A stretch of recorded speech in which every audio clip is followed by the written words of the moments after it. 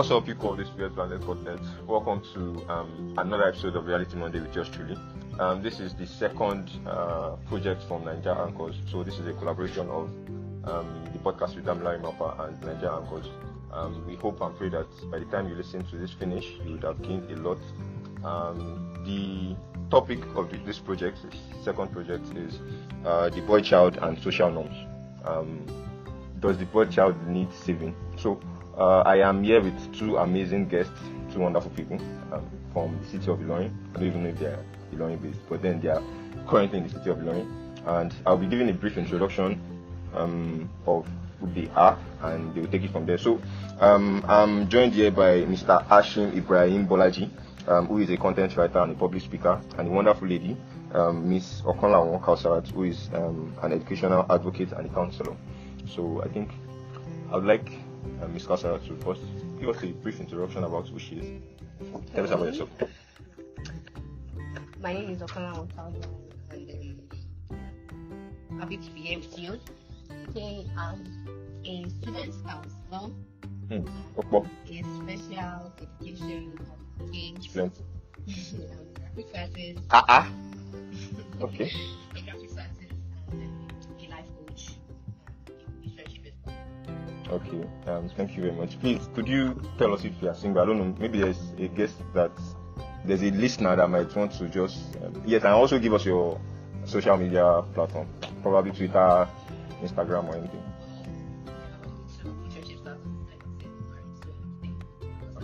Okay. So, on any platform, On our culture.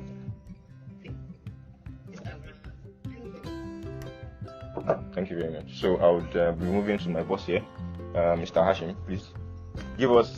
He's an handsome man actually. You cannot see him, but I'm the only one that can testify. And Miss Kausarat, who is also a very beautiful lady.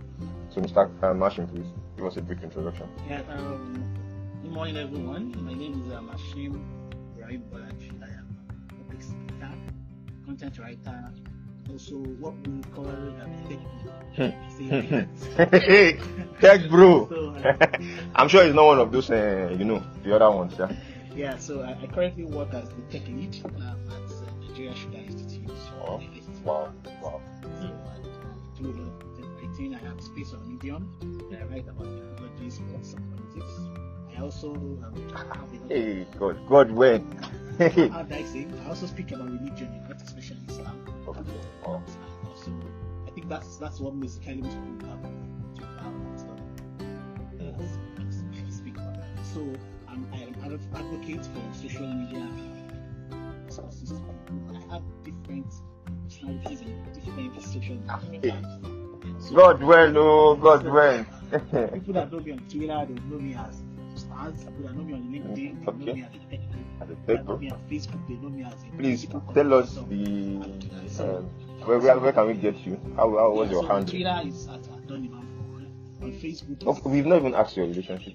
oh, okay. So I just got married 2 months ago. Congratulations, sir. Thank you very much. So that's me. Basically. And I write a lot. Oh. Well, thank you for coming to the Reality Monday with Damilare Mapper in collaboration with NaijaAnchors, obviously. You guys already know what NaijaAnchors is. A community of podcasters that have only one most important goal, which is making an impact through our voices. So we'll be moving directly into the topic. We're not going to take too much of your time. We have an outline here that we'll be following. Like we said, the topic of today is the boy child. So I'll be asking Mr. Hashim, please. Can you tell us who the boy child is? Okay, so I'm going to be picking this definition from a child developmental psychologist called Damilare, who basically described the child as someone that we can see from the card,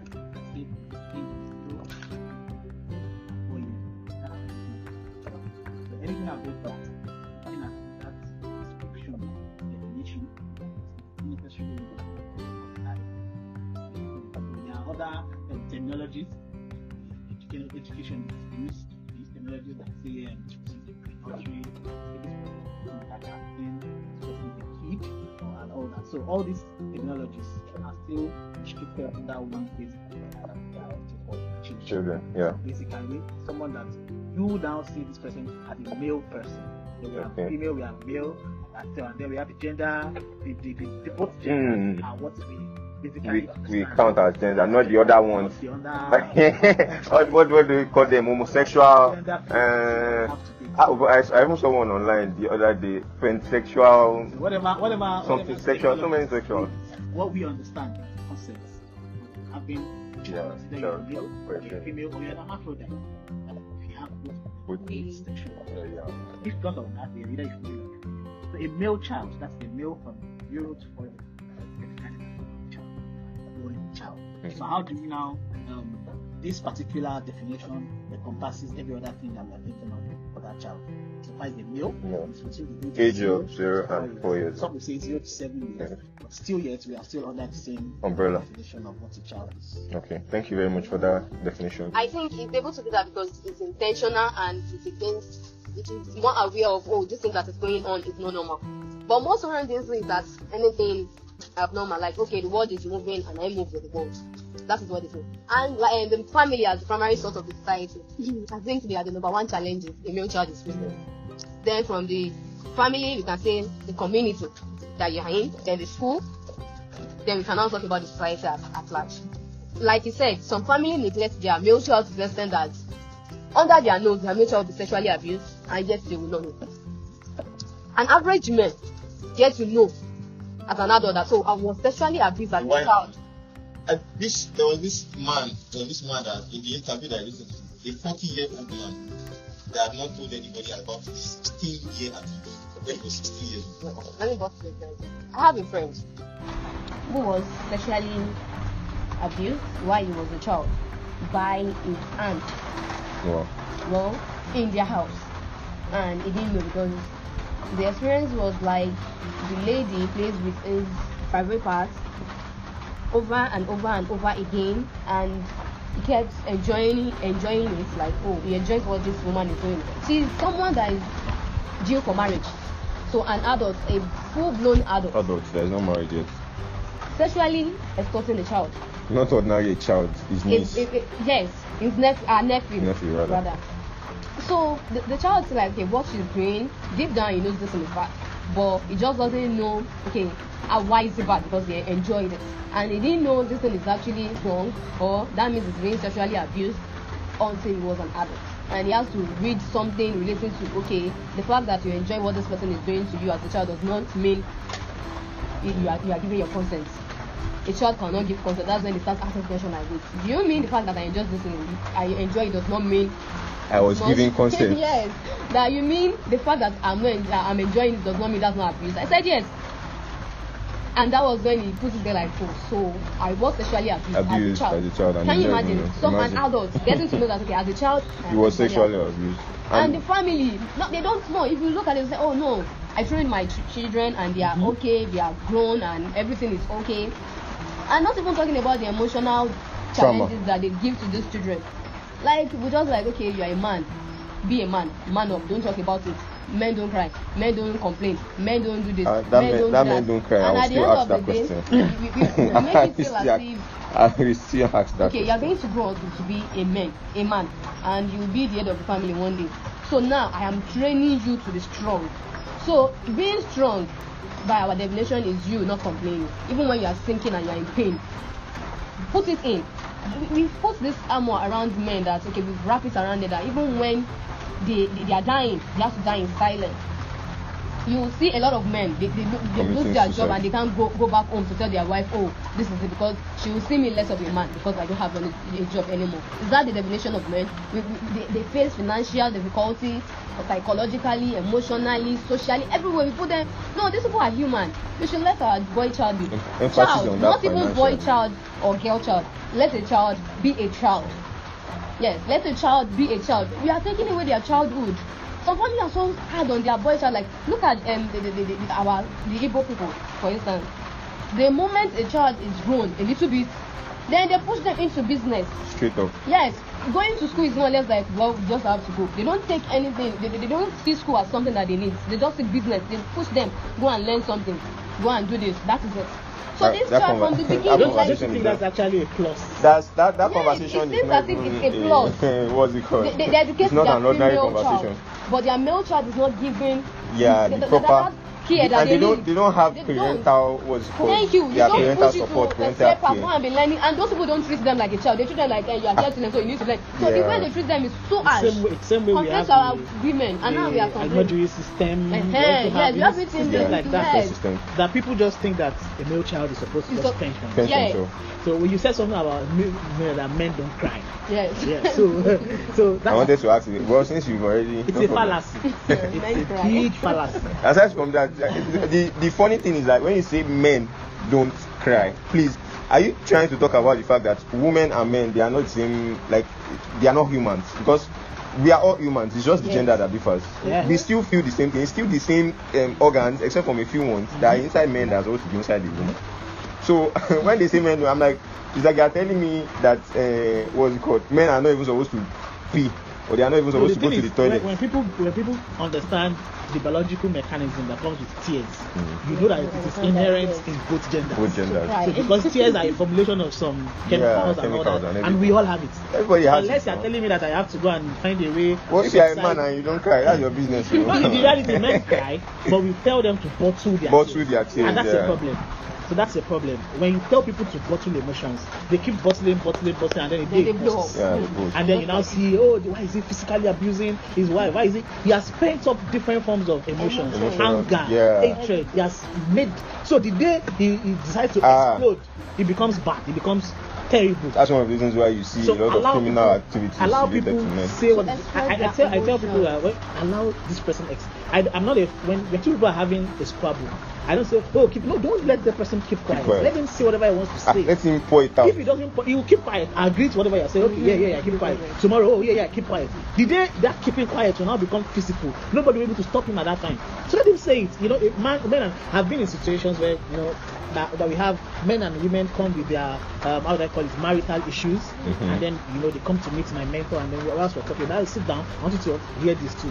So whilst they're having the discussions, and then you're like, hey, job your brain. No, let him say whatever he wants to say. Because when you don't allow him to say it, this person will still be the one to get the after effect of it. So let him say it. So and then by the time you now allow the man talk, you now realize that definitely if he didn't say this, how would we know? And it's not like, oh my basara, you don't basara, you don't buy anything, Sarah. If you know this is beyond me emotionally, say it out. That okay, I cannot be you have a wife and a husband in the house, and I cannot be able to say do this. And you're like, no, now, basara. No, basara. Either you want me to basara today, it now. Yeah, it gets violent. So or it gets out of hand. Let children, especially male children, let them be able to. You have children in school, in nursery, and aside that, and you see their teachers telling them, they see a female child crying, they cry with female child. Sorry, why are you crying? You are a man. Why are you crying? Don't cry now. Let him cry too. And sometimes there are some jokes that you say it, but it has repercussions. For example, when you are bullying someone, about something. Like there's this thing when it comes to guys, especially in secondary school. And it happens with a lot of people most people have been bullied in secondary school. Probably primary school, secondary school. You see a male child, maybe the peer. Especially there are some children that they manifest their pain and anger. The things that they face at home, they manifest it in them being macho, being bigger when they are in school. By hurting others. Yeah. So there are a lot of bullies that they were actually psychologically traumatized. That was what made them bullies like that.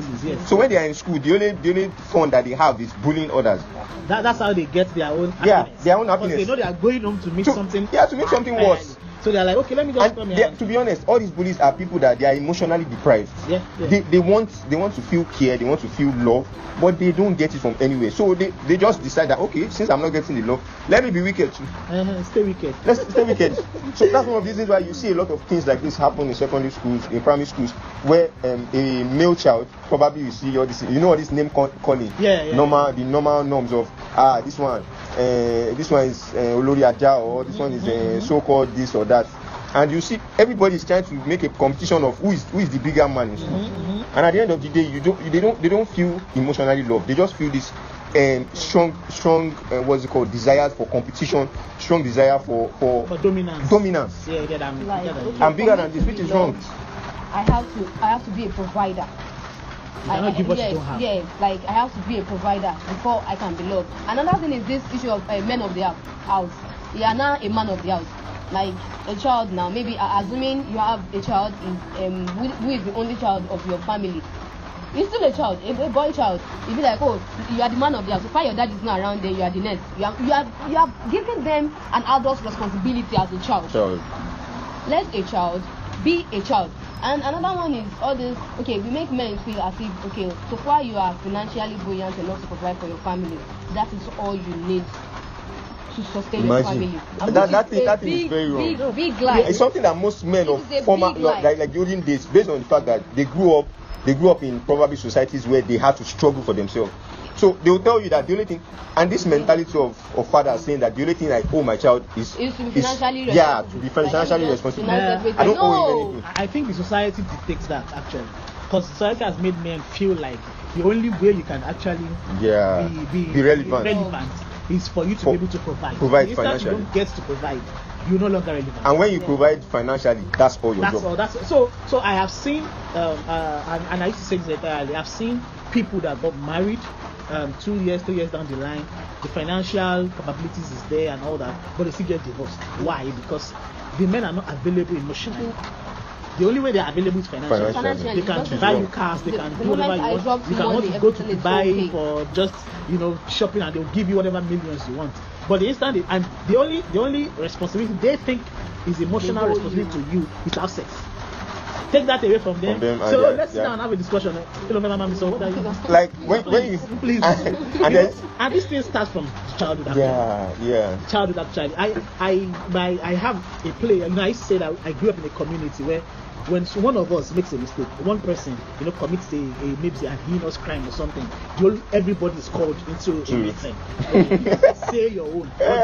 What is the person? Say your own. So one thing happened. Someone that was a bit older than us. I think he impregnated a girl or something. So we were now called. I was about 14 or 15. Then we were now called into that same community. That was like a jury. Everybody now has to say whatever. Unfortunately for us, whilst we were having that discussion, another one of our elder brothers. Now he was there. And so he was so adamant about the whole thing that was happening. Like, this is wrong. He even quoted the verse in the Quran and all that. My dad was not like, after everything you have said, this guy is wrong. But you're a bloody hypocrite.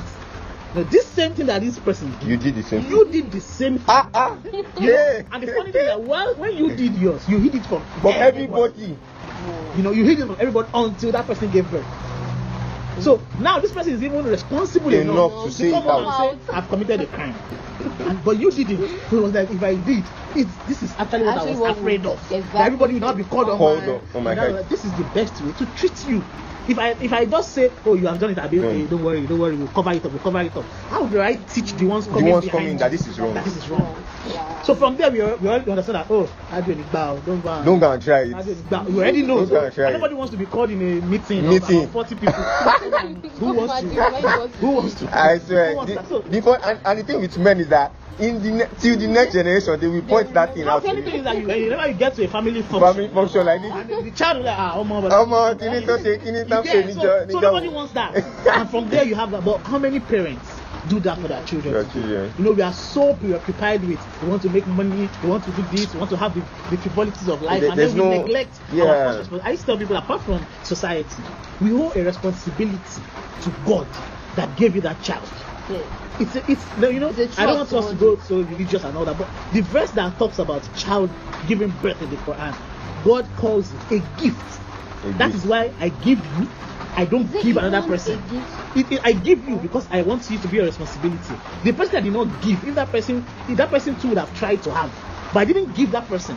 So me giving you should know that it's a blessing for you. So why would you now take that responsibility as if it's so normal to people now? It's trivial. Sexualize children. You have 2 years old, 3 years old children. You are painting them up. You are Babylizing their lives. They have an account online. You are making adults for children. Yeah. So when the whole issue about this school girl happened some time ago, I wasn't surprised.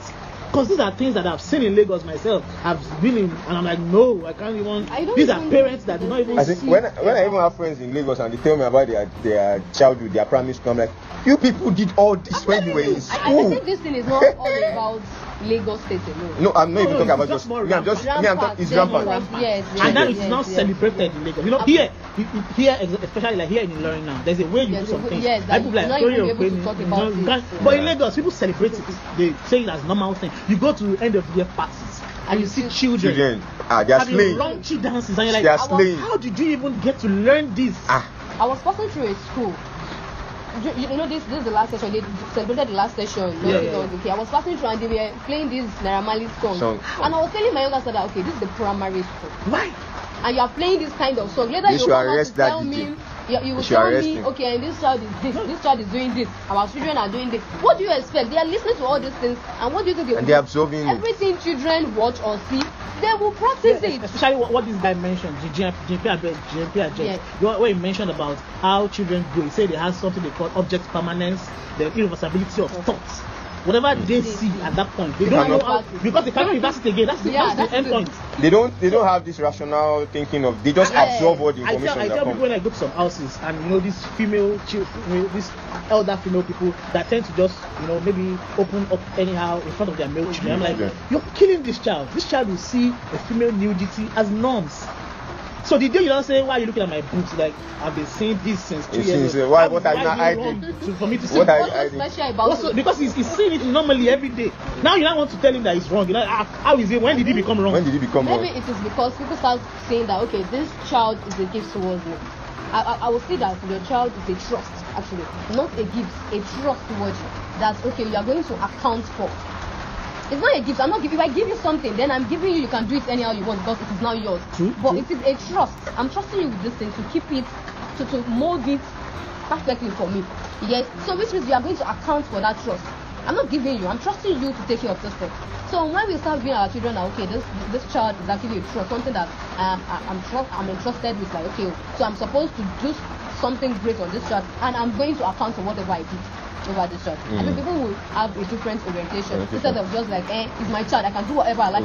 I know what is good for my child. Do you know what is good for you as a parent? Not talk of knowing, because now we have parents becoming parents. I said earlier, children becoming parents. That we have people that are adults in age, but are children in thought. We have people that are, you think they are adults actually, until you sit down with them and you're like, how come you have this kind of thought process at 25 years old?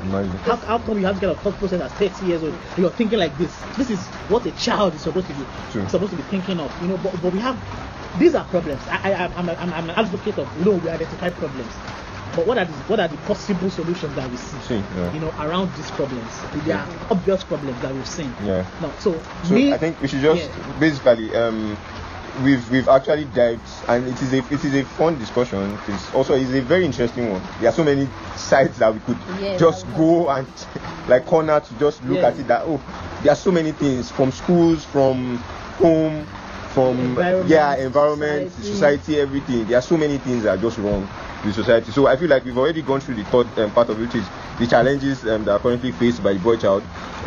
We should just go into how exactly can we solve these challenges? How can they be resolved? So I would like to ask for your recommendations. Like, what do you think are the things that we can do to actually solve all this problem of the problems that the boy child is faced with? I think we have to just care more and take the issue of our boy child more seriously. Like, okay, before we just think that the boy child is a child that can take care of itself, but no, we have to make sure that, okay, this child is a child, not a boy child, and let's just remove the boy child or the girl child. Let's put it aside. Okay, this is a child. So what do my child need? I don't say, okay, because it's a boy, he can actually take care of himself. I need to take care of my child. So when we start saying them as a child, we know, okay, and we should know more about the needs of our boy child. The first thing is, okay, you don't just say, this is your wee-wee, this is this. No, call the private part its name. Teach them biology. Yeah, this is sexual education. Sexual education. Yes, we run away from parents, especially run away from sexual education. Like some of them at school, in school they will even tell you they don't want you to teach their children sexual education because they will practice it. Whether you tell them or not, they will still practice it. They will still find out one way or the other. If you want to bust your brain, just get home and show your child a condom and ask that what is this? They will not tell you. Just come home and tell your child, do you know what Risla is for? Just ask them what is tramadol, and you will know. In fact, they listen to most of all these things in songs and music videos. But if you like, teach them. If you like, don't teach them. They will know. They will learn it from the wrong source. And whatever they learn, I have one woman that said they teach our children about sex education by telling, if you practice this, you will die. I said, ma'am, you are wrong. That's creating fear. One of their friends might have tried it and it didn't die. And they will be like, so my mother lied to me. You lied, and they will never trust. They will never trust anything you say again. And so they will start keeping it away from you. Create an enabling environment for your male child that if anything happens, they can come to you and say, confide in you. That's one thing that most children don't have. And they trust you enough to like, okay, whatever I said, my parents is going to trust me and act on it. So my own first recommendation would be this: let's be parents, upcoming parents, those that are already parents now. Let us train ourselves first. You cannot give what you don't have. What you don't have, yeah. You can't give what you don't have. It's impossible. So let us know what we want, what we want for ourselves first. Then we can now create an enabling environment for our children to strive. Secondly, I think we should also take cognizance of whatever environment we are going to bring up a male child in. Any child actually. I take that very seriously. That whatever environment I'm going to bring up my child in should be where I'm proud that this child will not get. And I used to say people like that I used to always pray for my dad for that he took us through that stage where now we are living in the house of who you call an afa. You get, apart from we his children, there are other children from other homes staying with him. There are other children from even there were not his family members staying. We have about 40 children staying with him in the same house, but he had time for each and everybody. Wow. If you were someone that used to pass and then you fail, say maybe you used to pass mathematics and the second time you fail mathematics, call you. What happened? You used to pass, and then it gives you your results from say 3 times or 4 times ago. Wow. Look at it. You got 40 here. That's you hard got 60 work. here. You got say, why are you getting 30 now? So he wants to know why. This simultaneous equations. That he knows part of the elder ones, the ones that know math. No, it's very well. I will call. We are coming to teach now failing the math. So start. But we have today we are having parents that will say, "Oh, you don't know math. Don't worry. Let him go to arts now." Oh, you don't even know English. Don't worry. Let me go and call a lecture. Even if they know, they don't know English. Even if they call, some parents do not know anything. They don't even know. Okay, I do volunteer teaching in some schools. Okay, so I personally take an interest in one boy. He is in primary 4. This boy I don't even know how he got primary 4. I believe that no child is dumb. No child is dumb. This boy practically does not know anything. Let me put it that way. So I think, how did the child pass through all the stages? Primary 1, 2, 3, 4, 3 to get to 4? If it's this, this is like this. Okay, I said no problem. I personally sent him to his mom. Like, tell your mom to come. Maybe he didn't tell his mom, so she didn't come. There was an open day. I was expecting the mom. She didn't come. No, imagine. She didn't. Then I trailed this boy to his house personally. I met his grandma and his mom, and I explained things to her that this boy does not know anything. Even if they take him back to primary 3, he still won't catch up, because I'll sit down with him like, okay, I sat down with him and see everything, like assess him, and I know even if we go back to primary 1, then the teacher still needs to do a lot to make him balanced. Exactly. So I told her that, okay, even if you can't go to the school, get him a lesson teacher at home. Get someone to just pay attention to. Like, he needs attention, like personal attention, not individualized attention, not in class. Not general attention. This woman said, "Oh, thank you." And I said, she did not do anything. She didn't come to school. She didn't call me, and she didn't get him a lesson teacher. Wow. Okay, are we not going to say later on they'll say and the teacher is not doing her job? No, there's a clear difference between the job of the teacher and the parents. I think that is modeled up now. Actually, people have modeled that up. They believe that teachers should do everything. I will teach your children, and then still teach them morals.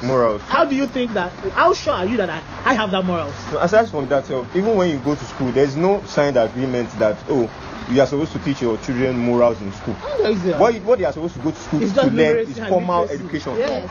Formal education. People now think boarding house now. Parents think boarding house is like rehabilitation center. That they have to take their troubled child to. If you are unable to sort out the issue of your child, what gives you the assurance that school will sort that out for you? For people like me that went through a boarding house, I used to tell people that forget it. If your child was a scoundrel before going to the boarding house, come out worse. And to be honest, worse. I feel like God.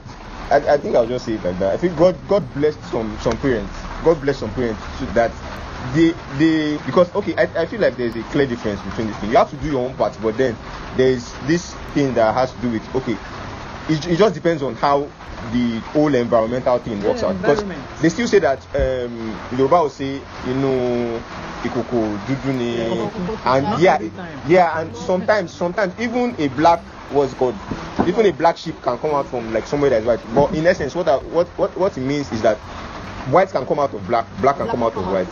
So no matter how much you try, but then the most important thing is you have to make the effort to intentionally train your child and see the results. But God has just blessed some parents with the perfect kind of system for their child to grow.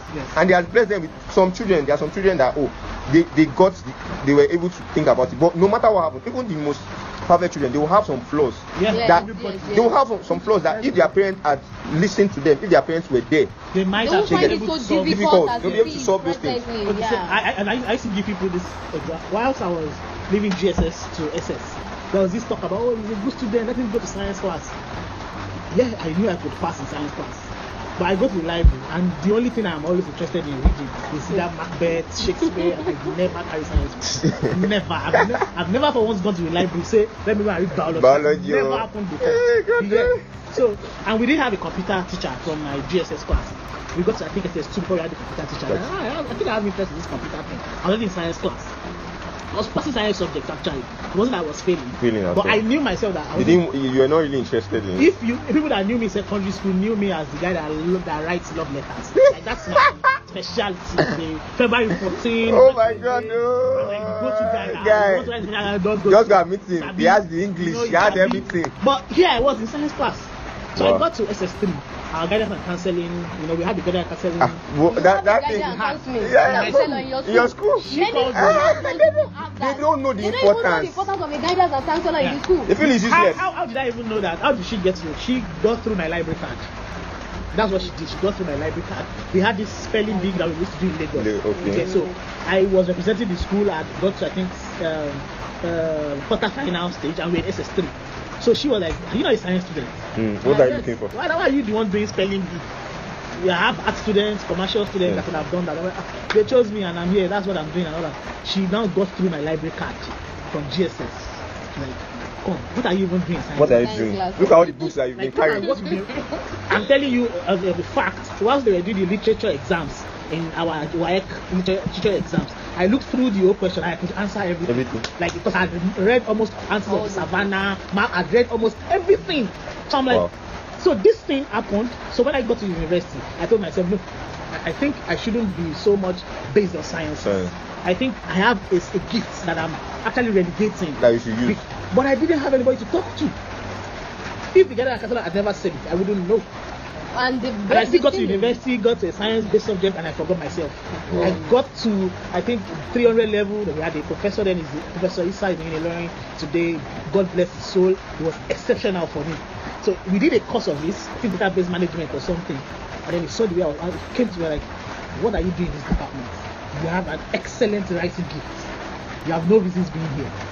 I'm like, can you answer a science-based question like this? Like, it's like I'm reading a peer-reviewed journal. That's that. He was like, this is. But when he talked to me, like, my parents would never have allowed me go to art class. Never. Which is weird. They would have never allowed me. Wow. If I had said that, I want to go to science. My mom was hell bent on me being a medical doctor. I hated blood. And she was like, bro, see, it's almost like you are reading my life. I hate blood. I hate blood. Go to give people in the hospital. Or else I'll be if they had wanted to forcefully make me a doctor. I was in 200 level. Telling me that just and see cross. No, I just don't want to do this thing. Parents have the So we bad have habit of parents projecting their projecting their on dreams in their children. Yes. Funny thing is that my mom had this, she's a very good speaker when it comes to, and she has good diction. So we practically inherited this thing from you, and you're trying to force another thing. Force us into something else entirely. So To be honest, I feel like That is the another cost. discussion entirely. Yes, Parents. no, that is centered around. To be honest, something you just said now made me resonate on something. The fact that I feel like the course that you should even study it's almost like it is inherent in your gene. It's always there. It's inherent in your gene because there are some qualities that you would have inherited from your parents. So you get that will make you it will make you have some characteristics that it fits this particular course. Mm-hmm.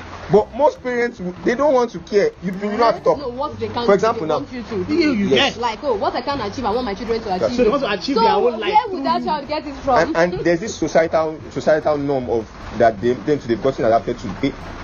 Omo kini kon se bayi. Omo ti temi láyé. Omo temi, my child cannot be I told my mom that another child is doing this. My child cannot do this. If everything you want is for there to be a doctor behind my name, no problem. I'll do PhD. Doctor ni. You get that doctor. But when you say go to med, I can't. I definitely can't. So we have this. Parents need to allow the God not let you go and do one surgery that you just lose one. You lose one knife inside someone. That a male child should not go into. What would you say you want to be a writer? What would you say you want to a male child? What are you doing in this career? No, it's not for a male child. I left university, got to NYSC. The first job I ever got in my life was a writing job. Ever. This is I think the last job, and this was the only job I had to do. Like they will tell you, a man has no business being a teacher. He has no business being a counselor. Who now teach? Oh, I can do anything I want as a male. Let male children let them express choose themselves the way they want to. Let them be able to speak. Don't say they are strong. They have to do what you want. No. Don't say they can cope. I read someone's thread, on Twitter. I was like, I could have just been a lawyer. I was telling myself that I could have just been and I would have been excellent at the job. Well, I can speak, I can write. I would have been excellent in this thing. So, but we are here today. So we are telling other parents out there, let your children be able to express themselves. When we copy things from the other world, let us copy the good things there. They allow children to express themselves. They don't force careers on children.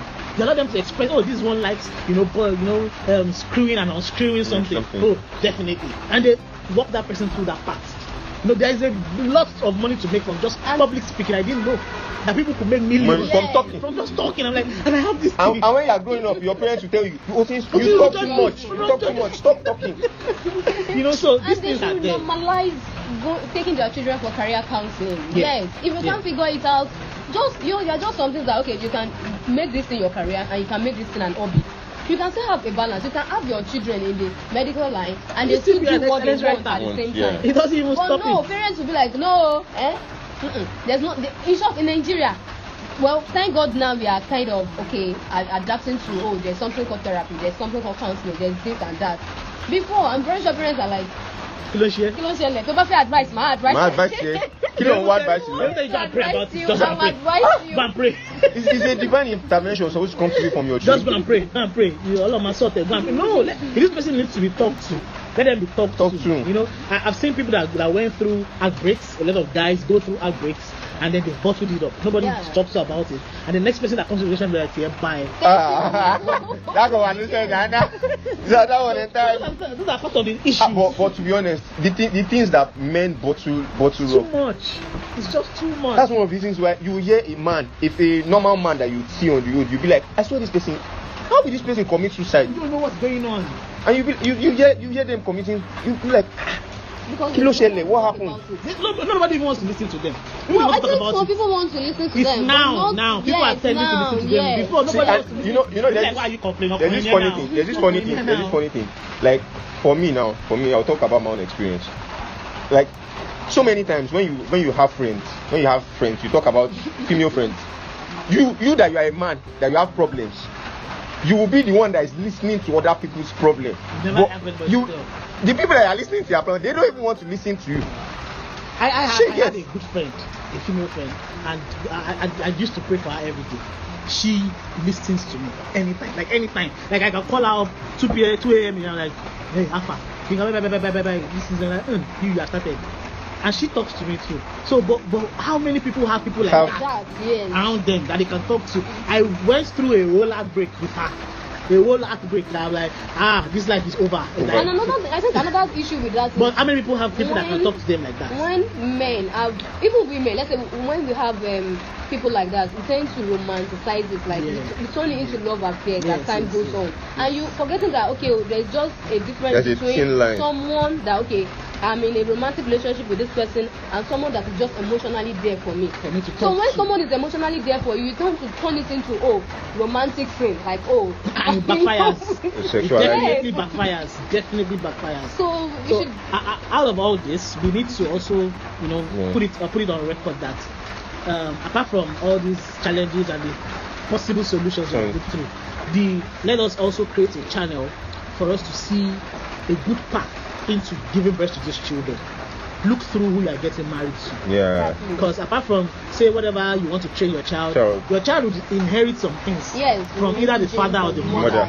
So you have a father that smokes. I tell people, a tree does not fall far from the tree. A leaf does not fall. To be honest, that thing is something that is just really painful. That one you have to actually look through it. It's not something you just decide based on affinity for beauty or affinity for handsomeness or financial stability and all that. Look through every other thing. Look through every that one. Shola must not. In reality, look through every other thing. I think Shola's case is a different case entirely. I talk to people around when it comes to people. Just decide, don't marry one person. I cannot just marry one person. And I'm looking through someone that I can trust my children with, and I know we are still going to be on the same page when it comes to training the children. I'm not someone that I will say one thing and the children will go and meet together like mother that's in low. Mother, come back. Yeah. So we're having two different contradictory. So I want someone that we're going to be on the same page. So we need to look through how we get married, who we get married to. When I say how, not just that I'm following you every hour. No, be sure you have a reason for getting married to that person, and then afterwards look through who you are getting married to, where the person is coming from, how the person was brought up to, and then when the both of you have deliverables that alpha. If you have a child, if it's a male child, this is the process. People should normalize talking about this. They don't. Have you eaten? Yes. I want to buy bag. I want Brazilian air. Those things they are affairs that at the long run, you guys will get to now want to talk about this thing. And it will be too late. So let's have these discussions with those that are potentially getting married. Those that are already giving birth to children. Let's recalibrate. Let's replan. The Nigeria we need now will not happen by talking. It will not happen by tweeting. It will happen by efforts made by the individual. Intentional effort. By the individual. Let's start from our homes. Let your children know stealing is wrong. Let them understand. How can you tell your child stealing is wrong when you are stealing? This thing, I used to give this particular example whenever I'm using this theory, that when it comes to object permanence, children, there's something called egocentrism that they have. Children believe everything that is fine is theirs. Everything that is good is theirs. So when the child is going on, it's my thing. It's actually not yours. Give it to the owner. Let the child cry that this thing is not yours. It's fine, not everything that you should do for the child. Everything that is good necessarily not be yours. It might be good, it might be fine, but belongs to someone else. So you cry, say, oh, you don't have it, yes, but it's not yours. Let the child understand that this thing might be fine and good, and it's not mine, but I don't have mine. Okay, now you want yours. If I can afford it, if I cannot, I don't buy it for you. So there was this video that was rampant, that a child was fighting because she got a pencil that was for perfect attendance pencil or something, and so like, it's my pencil. She kept saying it's my pencil. It was hers, but someone else took that pencil in the box of pencil. She knew the person that took the pencil. Like, she kept mentioning that girl's name. This guy took this pencil. I earned it because I had a perfect attendance. But this person took it because she didn't have a perfect attendance. But she wanted to take it to herself. She took it. She reported. They didn't do anything. Until she went to Canada. This is my pencil. She took it. It is mine. Do you want it? I can give you. But you don't take what is not yours. If that child has not been taught that from home, would she have known? No, somebody has told her that system might actually be good, but it's not yours. Whatever is yours belongs to you. Fight for it. If it's not yours, leave it. It's actually. So let's imbibe all that. How we train our children going forward. Okay, thank you so much for that wonderful conversation. There is one thing I also want to point out is the fact that growing up for male children, to be honest, most male children, they just feel like, oh, you are supposed to teach them how to probably go to school, the things that you are supposed to do. But a male child does not automatically know that it's responsible until you actually teach responsibility to those children. And that's one thing that most fathers, most parents do not teach their children. So aside from the fact that, oh, you have to teach your children this is what is right, this is what is wrong, you have to teach them the difference between right and wrong. You also have to teach your male children that growing up, you are going to, at a particular point in your life, you are going to have to take responsibility for so many things. And most of the times, male children are groomed to just figure it out by themselves. And it is when they've gone through they've reached the stage in life where they start to learn that, oh, I'm going to get married one day. Oh, I'm going to start earning money one day. That's when it will now be too late for them to take action. They'll probably be 20 years plus, and they will not even know what life is about. So I feel like most parents should teach their children, their male children especially, how to take responsibility of their life. At a particular point in your life, you have to create a family of your own, and you have no prior experience about all these things. So most of the time, I feel parents should actually take the responsibility, teach your children responsibility from that point. Let them even learn from your own marriages too. Give them scenarios, show them scenarios. Okay, this is what happened between me and your mom. This is what happened. This is how you're supposed to take all these kind of things. This is how you're supposed to treat a woman. This is how you're supposed to do this or that. It takes a man. Yeah, to train a boy how to be that thing. I heard that thing in one of those. Yeah, to teach how to. Yeah. It takes a responsible man. Yeah. To bring up a boy to be a responsible man. Yeah, to be honest. Okay. But I think parents are always telling their children about responsibility. The only issue is they tell them only about financial responsibility. Yeah, they don't teach them about other responsibilities. It's not just about finances. No. It's not just all about money. Nice to know. Finish that statement. Most of them are divorced, and most of those divorces not through them. Their wives are like, oh, I'm done. I don't want to do this again. Why? Let's pass all the money. It's not always about money. It's not always all about money. Yes, money is good. I want some money. Yes, everyone wants money. Even as a man, you want some money yourself. Yes, but then it's not always all about money. It gets to a point that, okay, you have all the money and you're going to be like, okay, now what's next? And you just like, okay, I've had all this money and yet I'm not fulfilled. Yeah, I'm not happy. So what's next? It's not always all about money. There are some things apart from money. Like your happiness matters. Yes, be happy. Don't just say, okay, I have to work and just. That's one thing. One last thing that just came to my mind. I feel like most parents should entrust their children, or they should give their children, they should give them a purpose in life. They should give them a sense of happiness. What will make you happy when you achieve this thing in life? From a young age, most parents don't feel like, oh, you should let your children, find something that will fulfill them.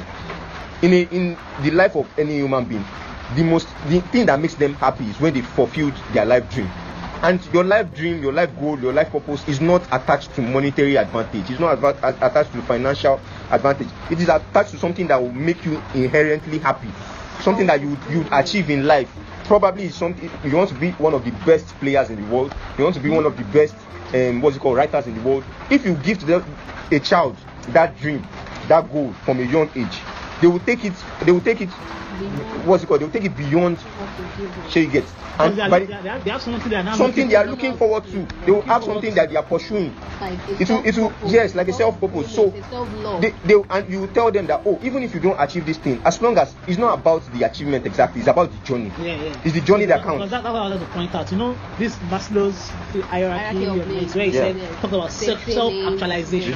So you can never get to that point. You always want more.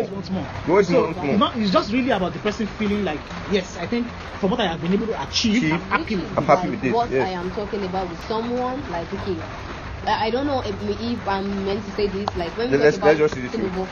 Okay. Yeah, I would tell you that I think it's just so adamant about being the president is always about self-actualization. Yeah, it's a dream. It's something that even if he's 90 years old, he will always go after that. I want to be the president. It's a dream. You get what I'm saying? Yeah. He doesn't feel actualized. Like even if I'm the most reverend person in Nigeria, I want to be the president. Even talking of him being alive, you have someone like Abiola doing his years. Yes, like say the richest man in Africa. And he was zero reasons to say if it was about finances, if it was about money, he didn't need Nigeria.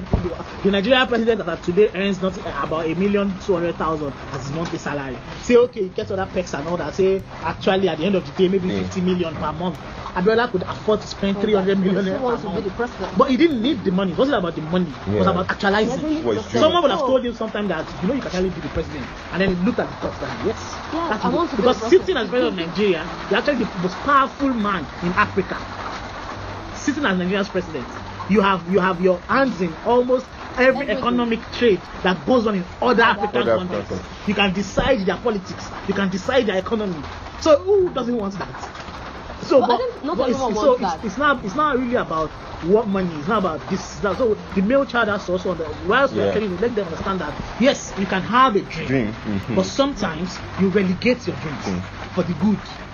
Every other person. That I want to. That's why I talk about self-actualization. That when you get to that position, it doesn't guarantee it. Sometimes it doesn't come, and then you leave it. That's one of the reasons why I say it's the journey that counts. Just understand that it's the journey that counts. Be happy throughout. Throughout what you've been able to achieve. You get to a position. I have people that say, "Oh, I took second position," and then your friends be like, That's absurd. Someone actually took 35 in that. Is the person going to get crucified? The person does not have Is he going to get crucified for taking 35? Someone took third, someone took fourth. I'm happy that we have parents today that are taking that chance against some schools that we don't want prize giving day. Give our children their results.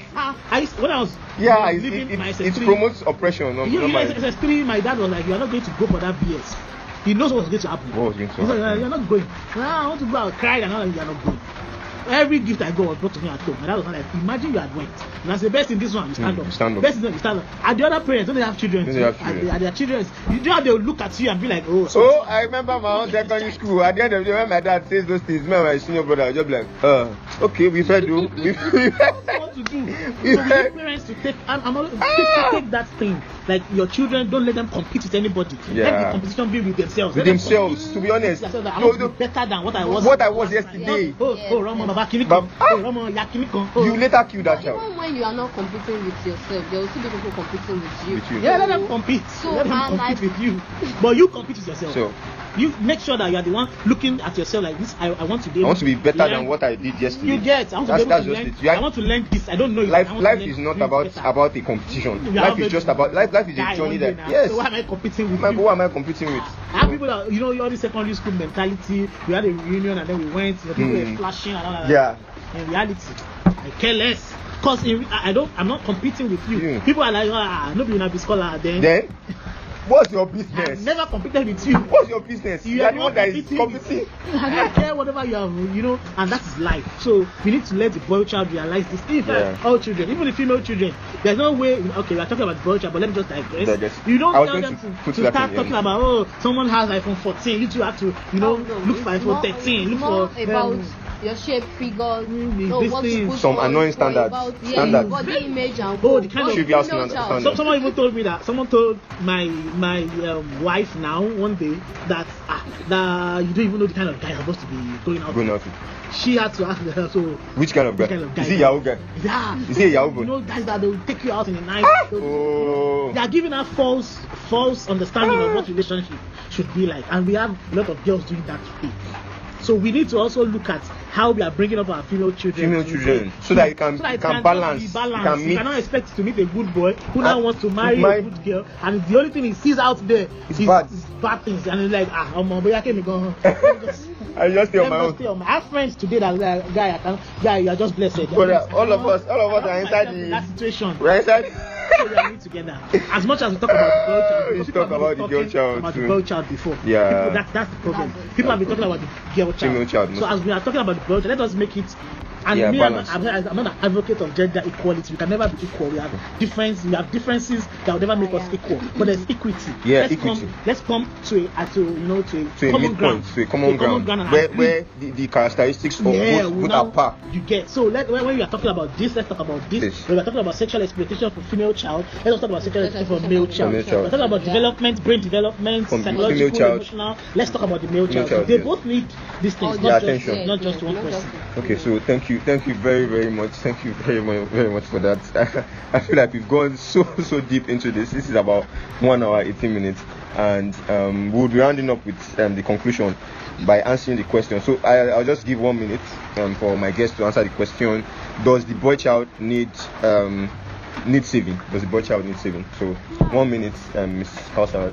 I believe the boy child needs savings because we've not actually adequately, venture into their plight, their needs and aspirations as we have been doing for the female child. Yes. So, and I think even where we are now as a society concerning our female child, I think we didn't just get there overnight. We have NGOs, we have people who are just advocates who are always talking about the female child all the time, which is why we are here today, and we are seeing changes. So I think we need to do the same thing for the male child. We need to make sure that they are being heard and seen. Represented. Yes, they are fully represented. Like, okay, yes, we see you, we heard you, and we care about you. Yes. So our male child, our boy child, they need saving. I believe they do. Thank you very much for that wonderful opinion. So I'll go to Mr. Ashim, please. I also think that they need saving. We need saving. Yeah, we need saving, we need saving. We need saving. So far we have been able to identify problems. Definitely, we need people to come out, prefer workable solutions, to those problems. So we need people that will be out there talking about what the male child is going through. We need people that will create advocacies around the male child.